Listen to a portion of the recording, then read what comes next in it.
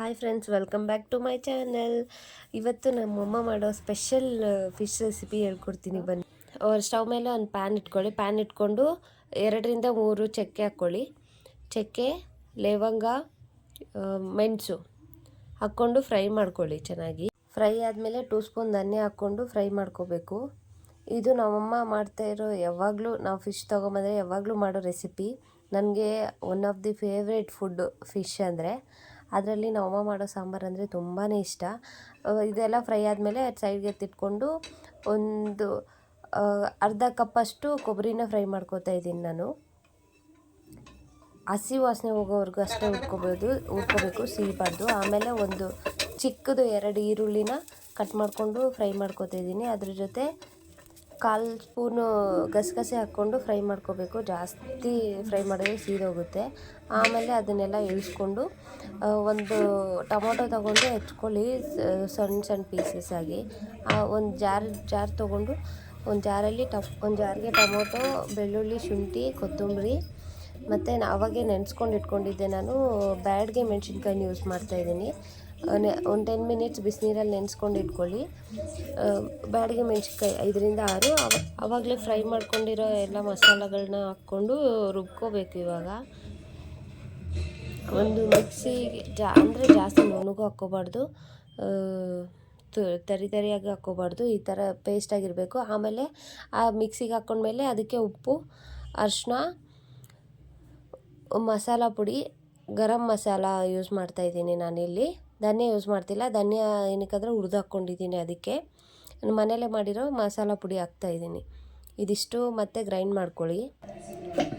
ಈ ಥರ ನುಣ್ಣಗಿರಬೇಕು. ಜಾಸ್ತಿ ತರಿಯಾಗಿರಬಾರ್ದು, ಜಾಸ್ತಿ ಪೇಸ್ಟ್ ಆಗಿರಬಾರ್ದು. ಒಂದು ಸ್ವಲ್ಪ ನುಣ್ಣಗೆ ಆ ಥರ ಇರಬೇಕು. ಆಮೇಲೆ ಒಂದು ಪಾತ್ರೆ ಇಟ್ಕೊಂಡು ಪಾತ್ರೆಗೆ 2-3 ಸ್ಪೂನ್ ಎಣ್ಣೆ ಹಾಕ್ಕೊಳ್ಳಿ. ನಾನಿಲ್ಲಿ ಕಡಿಮೆ ಎಣ್ಣೆ ಯೂಸ್ ಮಾಡ್ತಾ ಇರೋದು, ಬಿಕಾಸ್ ನನ್ನ ಬಾಣಂತಿ ಅಂತ ಜಾಸ್ತಿ ಎಣ್ಣೆ ತಿನ್ನೋಂಗಿಲ್ಲ. ಅದಕ್ಕೆ ಒಂದು 2-3 ಈರುಳ್ಳಿ, ಚಿಕ್ಕ ಈರುಳ್ಳಿ ಯೂಸ್ ಮಾಡ್ತಿದ್ದೀನಿ. ಸ್ವಲ್ಪ ಕರಿಬೇವು ಹಾಕ್ಕೊಂಡು ಚೆನ್ನಾಗಿ ಫ್ರೈ ಮಾಡ್ಕೋಬೇಕು. 2 ನಿಮಿಷ ಫ್ರೈ ಮಾಡ್ಕೊಳ್ಳಿ. ಈ ಥರ ಆಗಬೇಕು. ಈ ಥರ ಆದಮೇಲೆ ಗ್ರೈಂಡ್ ಮಾಡ್ಕೊಂಡಿರೋ ಎಲ್ಲ ಮಸಾಲ ತೊಗೊಂಡು ಹಾಕ್ಕೊಂಡು ಸ್ವಲ್ಪ ನೀರು ಆ್ಯಡ್ ಮಾಡಿಕೊಂಡು ಸ್ವಲ್ಪ ಬೆನ್ಸ್ಕೊಳ್ಳಿ.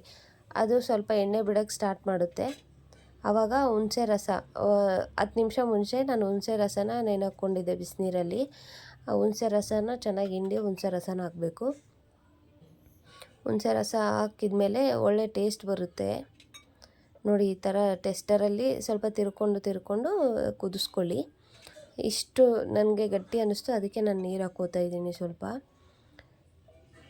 ಈ ಟೆಸ್ಟರಲ್ಲಿ ಇರಬೇಕು.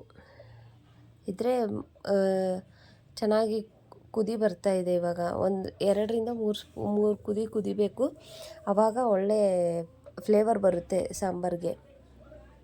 ಒಂದು ಸತಿ ಟ್ರೈ ಮಾಡಿ. ಇದು ನಮ್ಮಮ್ಮ ತುಂಬ ಇಷ್ಟಪಟ್ಟು ಮಾಡ್ತಿರೋ ರೆಸಿಪಿ ನೋಡಿ. ಈ ಥರ ಕುದಿ ಬಂದಮೇಲೆ ಒಂದು ಸತಿ ತಿರ್ಗಿಸ್ಕೊಂಡು ಇನ್ನೊಂದು ಸತಿ ಕುದಿಸ್ಕೊಳ್ಳಿ. ಇನ್ನೊಂದು ಕುದಿಬೇಕು. 3-4 ಕುದಿಸಿದ್ರೆ ತುಂಬ ಚೆನ್ನಾಗಿರುತ್ತೆ ಫ್ಲೇವರ್. ಮಧ್ಯದಲ್ಲಿ ನನ್ನ ಹಸ್ಬೆಂಡ್ ನೋಡಿ ಬಂದು ಟೇಸ್ಟ್ ನೋಡ್ತೀನಿ ಅಂತೇಳಿ ಟೇಸ್ಟ್ ನೋಡ್ತಾನೆ.